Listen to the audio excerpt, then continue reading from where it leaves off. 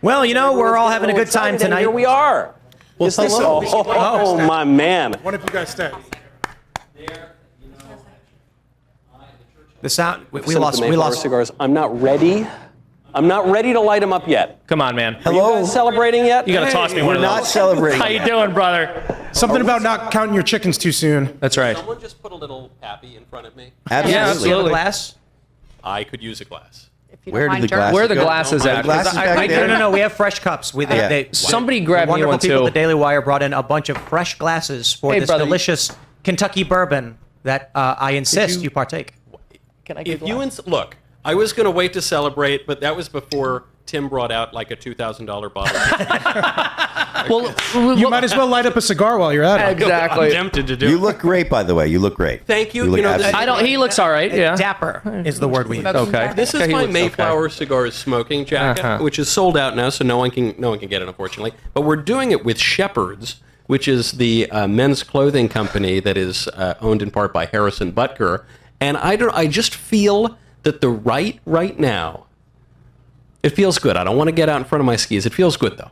I hear you. No, I'm there with you. Can I get a cigar?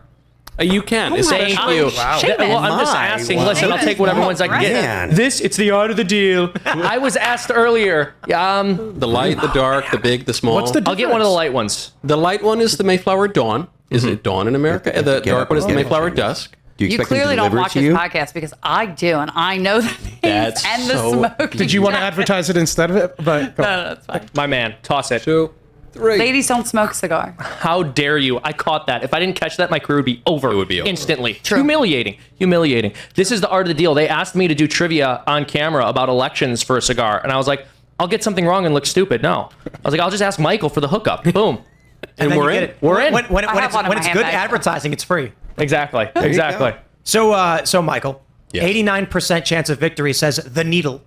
I've been watching the needle all night because people said beware of the needle. The needle betrayed its partisans in 2016. But you got to remember, the needle betrayed its partisans because it started out for Hillary and then it moved toward Trump.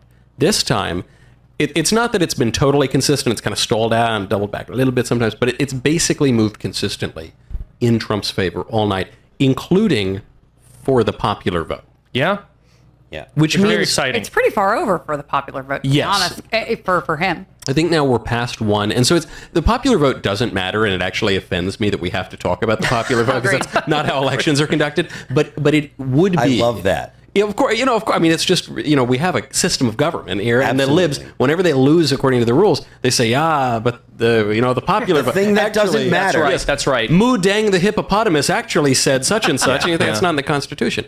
And but really, if Trump wins the popular vote as well as the Electoral College vote, there's just nothing for them to say. Yeah. Yeah. It would just be incredibly cathartic for them to not be able to complain about the Electoral College. Yeah. Well, they could always go back to voter suppression. Let's not forget that. Of They always course, could. They could yeah. always Well, go back old school. Guess Which what? is Voter true. suppression. The greatest number of voters in the history of American elections. Coming for you, you son of a bitch. Oh man, where he is! Oh hey, are you coming for my cigars? All over for you. Hey. Finally found your nice jacket. Can I offer? Yeah, no, here, Ian, So thank you very please. much. Wait, hold on. This seems like a downgrade. She's much hotter. I love Ian, but I don't. Hold I on. like Lisa's hair more. Yeah. Thank you. Hold Michael's on my here. favorite. You stop too, it. so- Get out of here. No, Come on. That's You come back. totally fine. Go on. Look at Michael. You walk in and you get all of the compliments and everything. Yeah, come on. And Precedent. Seamus Oh, is begging. no. And- Thank you. Begging, I asked him politely. Tell me about Like a these gentleman. cigars, Michael. What is this? I just, are we celebrating already? Hold on. I'm Let's not be celebrating. careful. We're Go not back to counting. the I'm not issues. celebrating. We are not going to count our chickens before they hatch. Please. Because 300,000 eggs will be found in Philadelphia for the other side.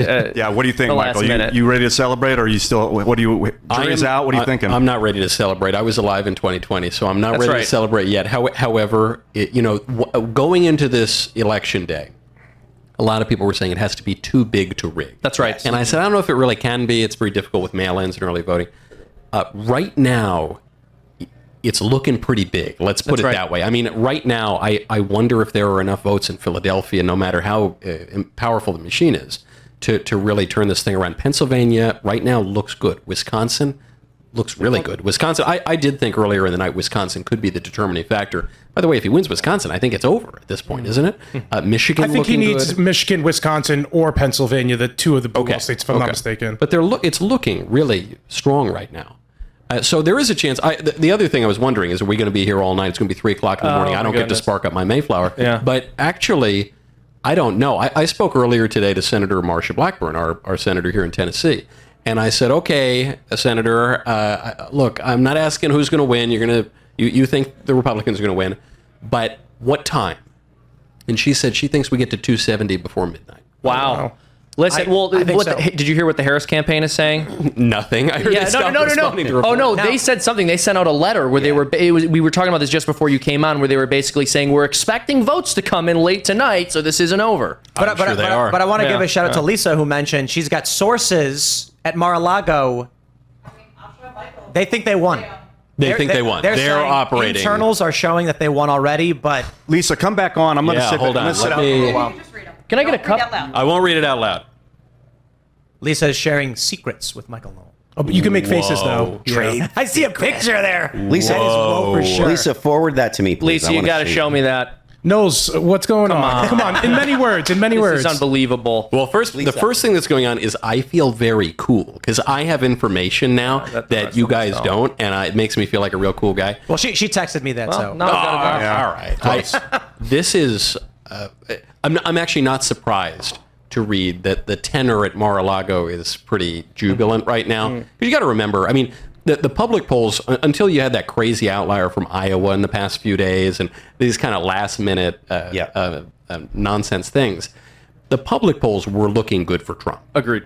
And so the public polls compared to the internals are, it's like night and day. Okay. So if that's what we were getting, the campaigns were getting much better information. And given the way that things have skewed tonight, probably the Trump campaign went into tonight feeling quite confident, more confident than we Trump supporters out here. They were speaking very confidently leading into this. And I understand that when you're running a campaign, there has to be a certain degree of confidence or else people aren't going to turn out. But especially with J.D. Vance on Joe Rogan, the noises he was making didn't really make it sound as if he was desperate, exactly. Mr. noises Knowles, he was I making. wanted to ask you about one of the more potent issues that the Democrats are running on this election cycle, and it's obviously abortion. Yep. I know you guys here at the Daily Wire are extremely pro-life. Nowadays, Donald Trump and the campaign is saying that they don't want to move forward with any sort of national abortion ban. Do you feel as though the Trump campaign has abandoned the issue, and do you have any reluctance supporting them because of that? No, I don't think the campaign has abandoned the issue. Of course, there's always some confusion and confusing messages that come out of any campaign. Where there was confusion, I think it was resolved in the right way when President Trump said he would support pro-life in the ballot amendment in Florida and elsewhere.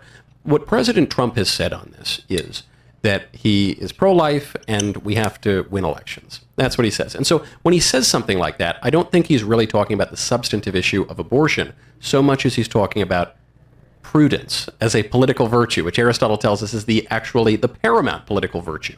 And so if you were to come out and say, no, I believe in my heart of hearts as a matter of principle, we need to be able to kill kids up to 14 weeks, but not at 15 weeks. And if you said something like that, I'd say, okay, well, I don't know where that's coming from. Here's what I know, though, for a fact, because Trump actually has a record that I can look at. I know he's the first sitting president ever to show up to the March for Life. The Bushes didn't do it. Ronald Reagan good didn't do point. it. He's the first one that did it. I know that he appointed the judges that actually overruled Roe v. Wade. We've been trying to do that since 1973. It actually happened under Trump. I know that when Roe v. Wade was overruled, abortion went back to the states because the Supreme Court said there will not be a federal law. This is not a federal matter. They would strike down a law. So for President Trump to say he's not going to pass a federal ban, well, okay, he's just listening to what the Supreme Court said 2 years ago. So then it goes back to the states. This totally changes the calculation. And I think this is where I am as pro-life as it is possible to be. However, I think sometimes people in the pro-life movement have just misinterpreted what it meant when Roe v. Wade got overruled. It's not as though it just pushed us down the field and that was that. It pushed us down the field and it also reset the field. It changed the calculus on everything. To use an example, before Roe v. Wade was overruled, it was in the Republican political interest to take a strong pro-life stance in the national platform. It's a good thing to do also, but just as a matter of political prudence, it gave them political dividends. After Roe v. Wade is overruled, that might no longer be the case. So we still want to fight for life everywhere. I mean, reasonable people can disagree with that. We'll see how it pans out over the years. But the goal remains the same. We want to end abortion. We want to protect innocent life. But we are called to be innocent as doves and wise as serpents. Republican politicians are usually innocent as serpents and wise as doves. And I think Trump is just being prudent here. good. And he's got a good track record. If I could follow up, don't you feel as though some Republicans are starting to run away from this issue? And are you nervous that it's losing potency in the party as a political issue? Because I think it's something like 50-50 within the Republican Party nowadays on this. The consistent pro-life view, which is bioethically, I think, the only really supportable view, is a minority position among voters. But people are incoherent on abortion. They say it's okay to kill babies at 12 weeks, but not 13 weeks. It's crazy. But or 14 or not late. 14 or whatever. People hate late-term whatever abortion, but are very okay with 14 weeks. Right, or 20 or 18 weeks even. So it's incoherent. However, I will point out there was one Senate candidate in particular who I like personally, but I felt she was misguided on this. She was running in Arizona, Carrie Lake, and she came out with a defense of abortion, in a way that was more substantive than other Republicans who were trying to be wishy-washy on the issue. And I thought this was misguided, and I felt I gently and charitably tried to guide her campaign in the other direction. And I don't think they liked that gentle guidance. And she is the most notable Republican Senate candidate to be losing right now, to not be doing well. And so that might have other reasons for it. However, I think if Republicans want to draw a conclusion about the abortion issue, right now, it's don't do that. Last follow-up I had here. I think it was Live Now who ended up unendorsing them, one of the pro-life groups. What's your reaction to some pro-life groups who are saying Trump is no longer sufficiently pro-life? Unendorsing Trump? Yeah, I don't know. There were a number of pro-life groups who expressed concern, which I think is totally legitimate. However, I think even Lila Rose, who is one of the great pro-life leaders in the country, and she had raised a lot of concerns about the way Trump was talking about abortion, and I think she helped move the conversation in the right direction. But she came out and she said, "I'm voting for Donald Trump." And so I think she showed a lot of moral clarity on that issue. It's good for the pro-life movement to keep building upon the wins that they have won and that President Trump has helped them to win. But we're not opposed here.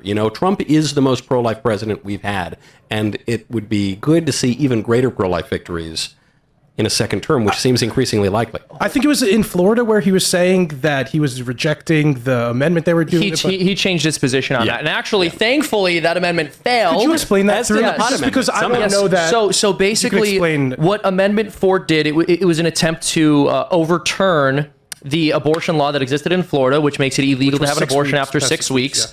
And the majority of abortions, other than those caused by abortifacients, I should say, happen between about 6 and 14 weeks. And so it would have effectively outlawed abortion throughout the state, or I should say did effectively outlaw abortion throughout the state. And then what Amendment 4 sought to do was repeal that and make it the case that abortion was legal all the way up until the 9th month of pregnancy. Thankfully, Floridians voted against it, and it ended up failing. I'm very grateful for that.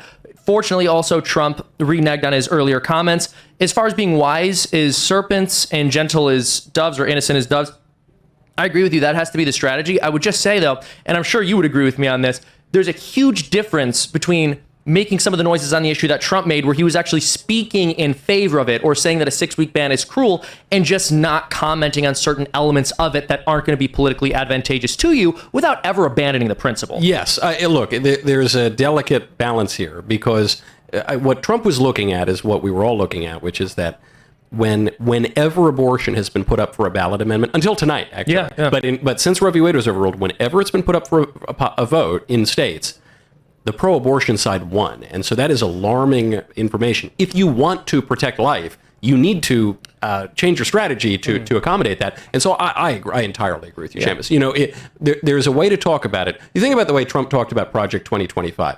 I kind of wish he hadn't totally tossed them under the bus. But there was a part of what he said about it that I thought was wise, which is this thing, I don't really know anything about it. I don't know. Some of the stuff seems okay. Some of it, I don't know about. Anyway, whatever. I don't have anything. What are you talking about? What's that? And so you could talk about abortion even in that same way. You could say, what's going on? I'm not running in the states. I'm at the federal level. So I don't know. It seems good to protect life. But of course, we got to work it out. And we're going to work things out. And it's going to be really great, folks. We're going to work out the best kind of defenses of life. And that kind of wishy-washiness, that choosing what to focus on. This is the great power that the media really has. It's not that the media always lie to you about a story.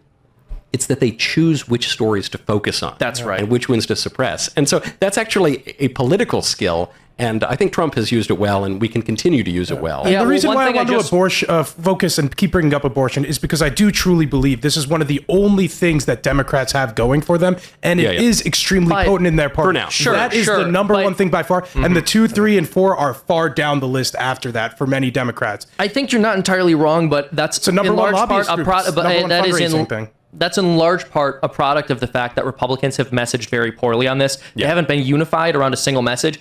The singular message of the Democratic Party is it has to be allowed during the process of birth and in some cases after, as you mentioned. The Republican Party's been very wishy-washy and back and forth. I said this on last night's show. I think what the Republican Party has to do is lay out the most consistent possible pro-life ethic, but then say, look, your alternative is either this or the people who want abortion to be legal during the process of birth. There is no in between.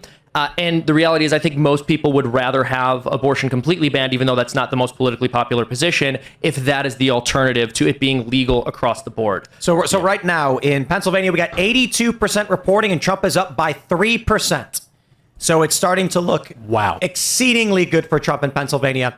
That is the last state. If Trump takes Pennsylvania, it's over. So much red on So that right map. now, Wow. So let me reset the 270 to win map. Arizona is not a toss-up. Georgia is already Trump. North Carolina is already Trump. At this point, Trump need only win one Rust Belt state. So they're saying Arizona is, they haven't called it, but it's heavily lean Trump.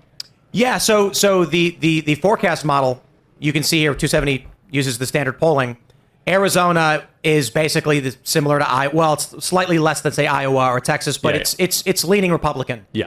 That's so if we assume Trump takes Arizona, and he's already got Georgia and North Carolina. Yeah. Wisconsin, Michigan, or Pennsylvania doesn't matter. We can give Harris Pennsylvania. We can give Harris Michigan. We can give her Nevada. Trump still, he wins Wisconsin. It's over. He wins Wisconsin. That was a prediction earlier on in the night. I thought Wisconsin is going to be the one that might be the easiest to pry away. The Times has had it floating all around all night. The easiest one is going to be Pennsylvania. The easiest one's going to be Michigan. Right. I still sort of think it's Wisconsin, but I don't know. The numbers out of Pennsylvania are very encouraging. Well, right now, Trump is up 3 points in Wisconsin with 70% reporting. And in Pennsylvania, it's 3% with 82% reporting. They're saying Arizona right now, 53% reporting. Trump is up by 0.4. However, it looks like Phoenix and Tucson have already reported. And what is that, Coconino County? So then it's done.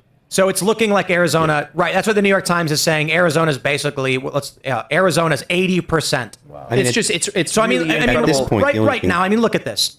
Wisconsin, Michigan, and Nevada can go out the window. With these 4 states, Pennsylvania, Arizona, Georgia, North Carolina, it's done. North Carolina sealed the deal. Georgia sealed the deal. Arizona's 80%. PA 71%. It is looking like Trump got it. It is looking like they're thinking they want to pause things. They want to say, hold on, guys. Let's count tomorrow. How's the water pressure in the pipes? Exactly. Is there a gas leak in here? Well, I don't know if you know this, but people watching you count the vote actually changes the outcome of the vote. It's an act of election interference. It's actually basic quantum physics. Yeah. It's Schrodinger's ballot. slit When experiment. someone sees you open the ballot, it changes the outcome of the ballot you've counted. You know, no joke. There was the chairman of the Republican Party tweeted out about an hour or so ago. There was a move in one of the counties to stop counting in one of the precincts, to just stop counting. And that was against the law. So the RNC threatened to sue, and just the threat of suing got them to continue counting. Good. So you got to give credit to the RNC here. They were not prepared in 2020 for pipes bursting. They were prepared this time, and the election officials are following suit. Yeah. There are more things that they can do, I think, but I think that the fact that they had been ready to go with legal challenges right off the bat is an actual credit to Laura Trump and the job that her and the team have done. So. Thanks for checking out this clip from Timcast IRL. Make sure to watch the show live Monday through Friday at 8 p.m. Subscribe to this channel, and we will see you all there.